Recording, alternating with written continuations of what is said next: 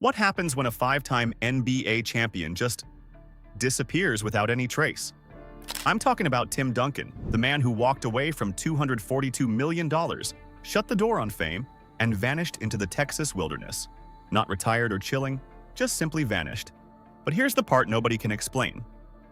How does a man who avoids attention end up building a ranch empire so massive and so private that it almost feels like a myth? And more importantly, what is he actually doing out there? Stick around as we find out. The empire nobody has seen. Let's start with what Tim Duncan actually owns right now, because this is where things get genuinely interesting. Imagine a multi-million-dollar ranch stretching across acres of South Texas hill country, somewhere between rolling green hills and dense forest, not far from San Antonio. The kind of property that doesn't have a flashy gate with his name on it. The kind where the entrance blends so perfectly into the landscape that people have driven past it thousands of times without a clue that one of the greatest basketball players who ever lived is sitting inside having breakfast with his kids. Real photographs of this property have never surfaced publicly. Think about that for a second. This is a man who spent 19 years under the brightest spotlight in professional sports, and somehow he's managed to disappear so completely that even satellite searches haven't helped journalists pin down what's actually happening on that land. The house itself is set so far back from the road that you'd need to know exactly where you're going before you even attempt the driveway. From the outside, it reads as almost deliberately boring, simple, understated, built to blend in. But step through the front door and the whole vibe shifts. Large living areas with wooden beams and natural finishes, floor-to-ceiling windows that frame nothing but trees and hills. A modern kitchen where Tim, not a personal chef, not a house manager, but Tim himself, makes breakfast for his kids every single morning. A full home gym, because the competitive fire that earned him 2 MVP awards apparently didn't get the memo about retirement. A home theater, a play area for the kids, and yes, there's a small indoor basketball court because what did you expect? The property also includes separate guest accommodations, a private putting area, and walking trails that disappear into the woods for what feels like forever. When his 3 kids, Sydney, Draven, and Quill, are all there at once, everyone has room to breathe, which honestly sounds like a luxury most people would pay any amount of money for. And the car collection? Tim and his business partner Jason Pina run a real car customization garage in San Antonio called Blackjack Speed Shop. And Tim doesn't just own it from a distance. He actually shows up, sits with the mechanics, and gets involved in the work. His personal garage has around 8 to 9 vehicles, but don't picture some flashy supercar lineup. We're talking a 1955 Chevrolet Bel Air in white with chrome detailing, a custom Dodge Challenger worth around $120,000, a 1950 Mercury Coupe, a 1968 Chevrolet Camaro, classic American muscle, the kind of cars that tell a story. The whole collection sits somewhere between $400,000 and $500,000 in estimated value, which for a man worth over $130 million is actually a pretty restrained personal collection. Here's the thing that keeps getting me, though. Tim Duncan's daily life doesn't look like someone sitting on 9 figures. He drops his own kids to school. He pushes his own grocery cart around the local supermarket in San Antonio, smiles at the people who recognize him, and keeps moving. He picks the kids up from school in the afternoon, board games at night, cartoons with the little one, a fishing trip on the weekend. For a guy who earned $242 million playing basketball, who was a 5-time champion, a 2-time MVP, a 15-time All-Star, he lives like a regular dad who happens to have an unusually beautiful piece of land. And you want to know the most interesting part? That seems to be exactly the point. But how did he get here? To understand that, we need to go way back. Back to a tiny island in the Caribbean, a hurricane, and a kid who never planned to play basketball at all. The island kid who almost never played basketball. Tim Duncan was born on April 25, 1976, on St. Croix in the U.S. Virgin Islands. His father was a mason, his mother was a midwife. The family wasn't wealthy, but they were tight-knit and grounded, and from a very young age, Tim had a clear dream. Except it had nothing to do with basketball. He wanted to be an Olympic swimmer. His older sister Tricia had already competed in the 1988 Olympics representing the Virgin Islands in swimming, and Tim was genuinely on that path.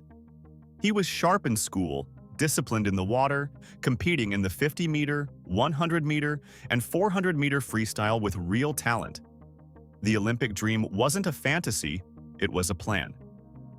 Then in 1989, Hurricane Hugo showed up and dismantled everything. The storm devastated St. Croix and, along with it, destroyed the island's only Olympic-sized swimming pool. Tim tried to keep training in the open ocean, but a new problem emerged quickly: sharks. The fear of open water with nothing between him and a shark started gnawing at him, and gradually, the swimming path started closing. But the physical loss of the pool wasn't the deepest wound from that period. When Tim was 14, his mother passed away from breast cancer. Before she died, she made him make one promise: that he would finish college. That promise became the backbone of every decision Tim Duncan made for the next decade of his life. Around that same time, almost by accident, basketball entered the picture. His older sister Cheryl bought him a basketball hoop for Christmas. His brother-in-law started walking him through the basics. Tim, at 14, picked it up late, way later than most kids who go on to become professionals. And he wasn't immediately special, just a tall, coordinated kid learning a new language. But here's where it gets good. Tim got into Wake Forest University, and over 4 years there, something clicked into place. By his senior year, he had won both the John Wooden Award and the Naismith College Player of the Year Award. NBA scouts were circling. The draft was calling. But Tim didn't leave early. He stayed all 4 years, finished his psychology degree, and kept the promise he made to his mother. In the 1997 NBA draft, the San Antonio Spurs selected him first overall. Tim was 21, quiet as a whisper, and about to spend the next 2 decades proving that you don't need to be loud to be completely unstoppable. The big fundamental and the dynasty. Here's a stat that sounds made up until you really sit with it. Tim Duncan played 19 seasons in the NBA, all of them for the San Antonio Spurs, and every single season ended with a playoff appearance. 19 for 19. Same city, same team, same coach. In an era defined by players chasing rings, chasing markets, chasing attention, Tim Duncan just stayed, and somehow won more than almost everyone who was chasing. 5 championships: 1999, 2003, 2005, 2007, and 2014. 2 league MVP awards. 3 finals MVP awards. Alongside Tony Parker and Manu Ginobili, with Greg Popovich running the show, the Spurs became one of the most quietly dominant dynasties the NBA has ever seen. No flashy roster overhauls, no media drama, just sustained excellence for nearly 2 decades. But the 2014 title has a different kind of weight to it. Tim was 38 years old, ancient by professional athlete standards, and he led the Spurs to beat LeBron James and the Miami Heat in the finals. Think about what LeBron's Heat were that year. Think about the defending champions with a fully loaded roster. And Tim Duncan, at 38, was the anchor who made it happen. His nickname was the Big Fundamental, and if you've never watched him play, that nickname probably sounds like a polite way of saying he was boring. But watch the tape and you understand immediately. Fundamentals at that level aren't boring, they're terrifying. Perfect footwork in the post. Timely help defense that changed the geometry of an entire offense. Rebounds at the exact moments games turned. Smart passes when the double team came. Tim never wasted a possession doing something flashy when something efficient would work better. And in 19 years of doing that, he accumulated over 1,000 wins, 15 All-Star selections, and a legacy that most analysts still consider the gold standard for the power forward position. Then in 2016, at 40 years old, he retired. And true to form, there was no farewell tour, no tearful press conference, no thank you documentary. He released a brief statement and disappeared. Which brings us back to where we started. The ranch, the cars, and a life that looks nothing like what you'd build if you were trying to impress anyone. The secret ranch that will shock you. After retirement, Tim made a deliberate choice. The world had been watching him for 19 years. Now he was done being watched. The South Texas hill country near San Antonio is an interesting place to disappear into. It's genuinely beautiful out there. Rolling terrain, thick stands of oak and cedar, clean air, and a kind of quiet that doesn't exist in cities. More importantly, it's private.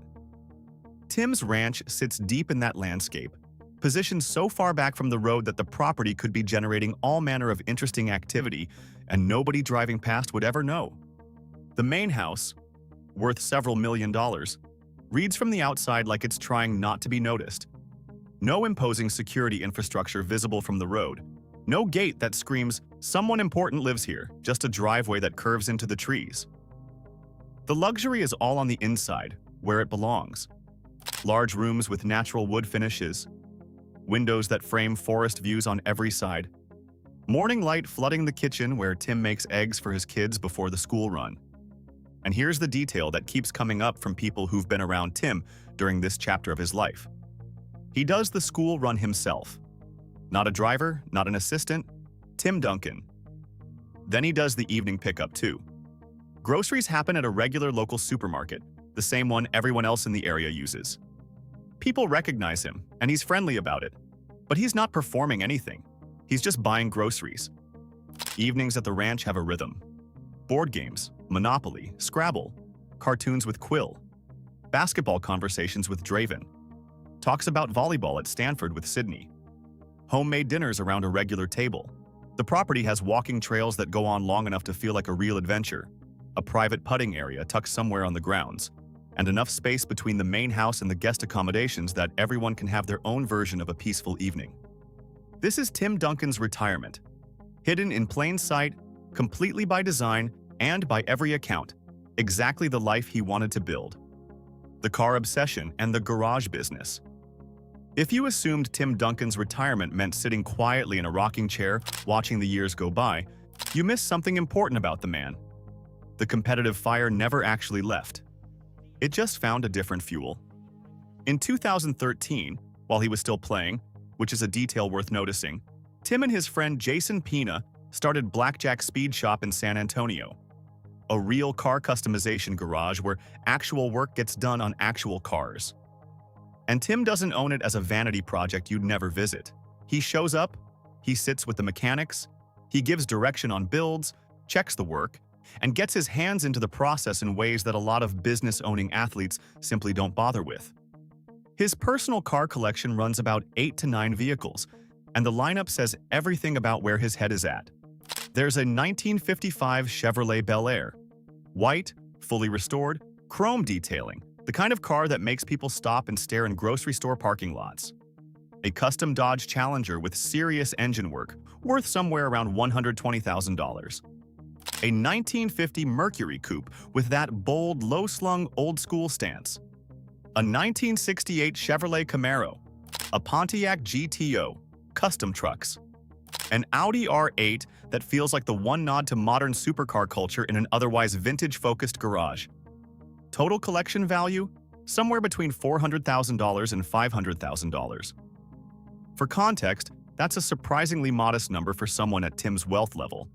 But every car in that garage was chosen because it means something to him, not because it photographs well. At the shop, the team takes on builds that most people would consider impossible starting points, completely transforming Dodge Rams, bringing back Monte Carlo SSS, pulling classic muscle cars from decades of neglect and returning them to better than original condition.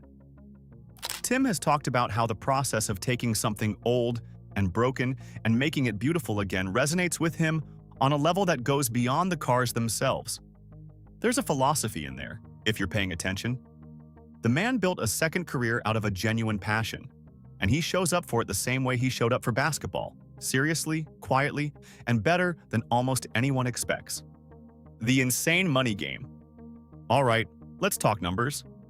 Because Tim Duncan's financial story is one of the more fascinating ones in professional sports history.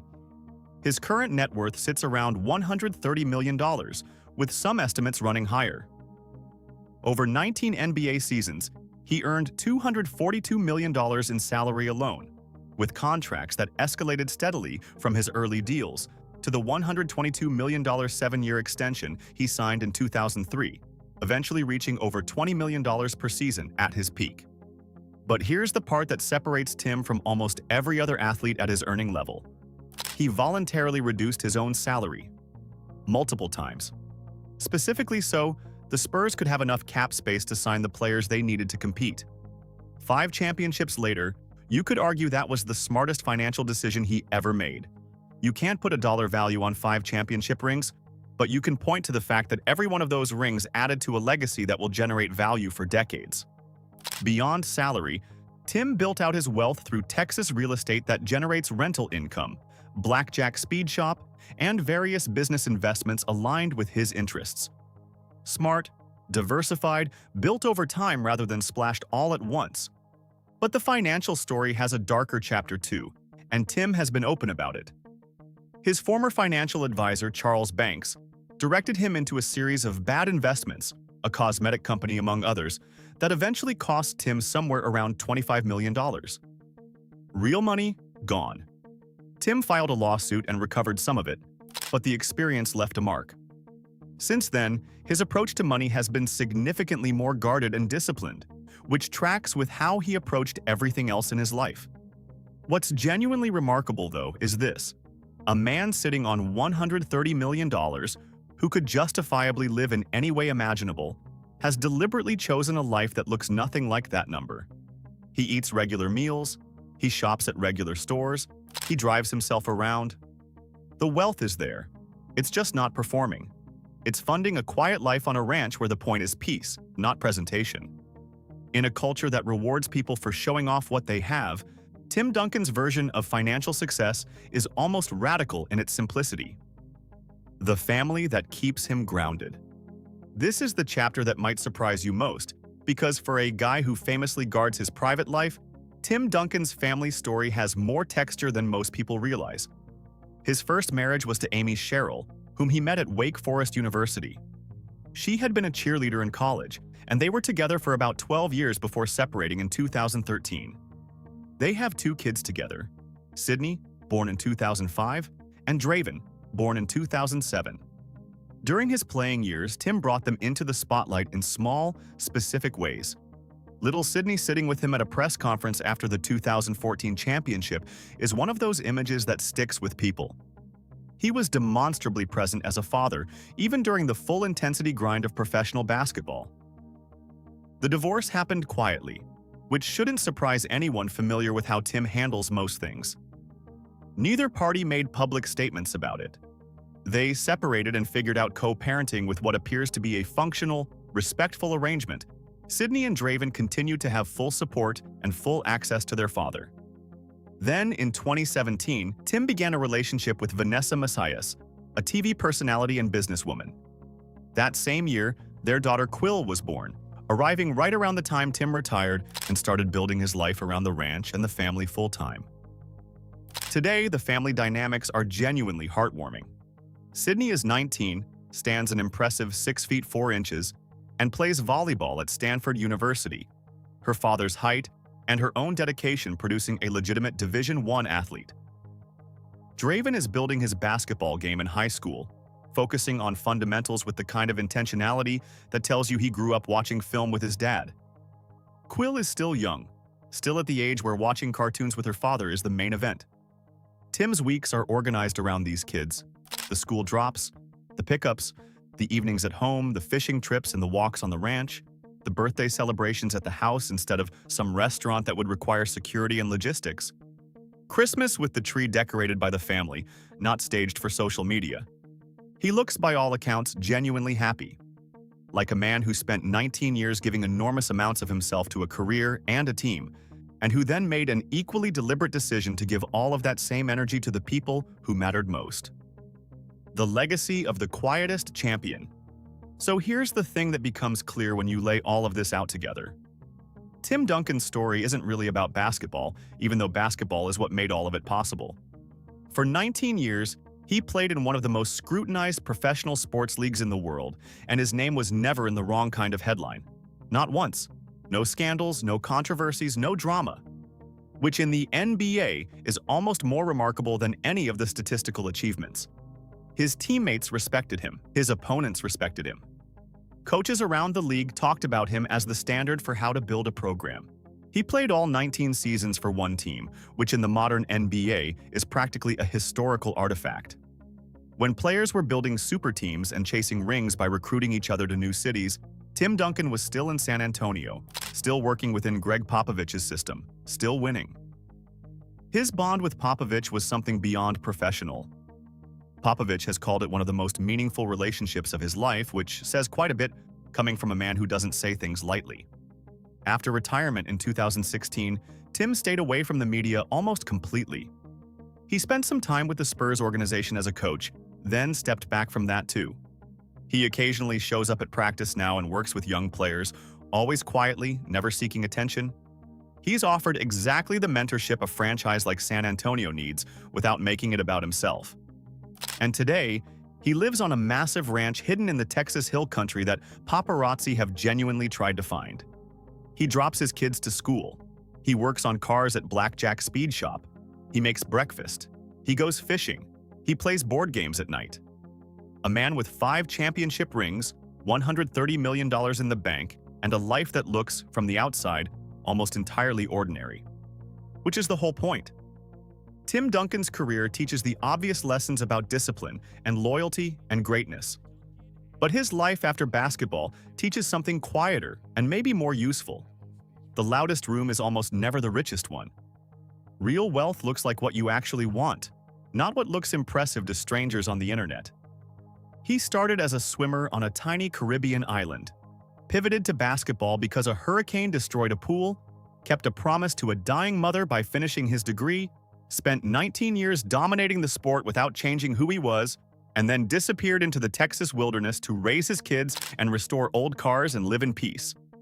5 championships, $242 million earned, a ranch nobody can find, a car collection built on genuine passion, a family he put above everything else, every single time. So, which part of Tim Duncan's life surprised you most? Drop it in the comments, and if you want more stories about how the greatest athletes built their lives beyond the game, subscribe to Black Status.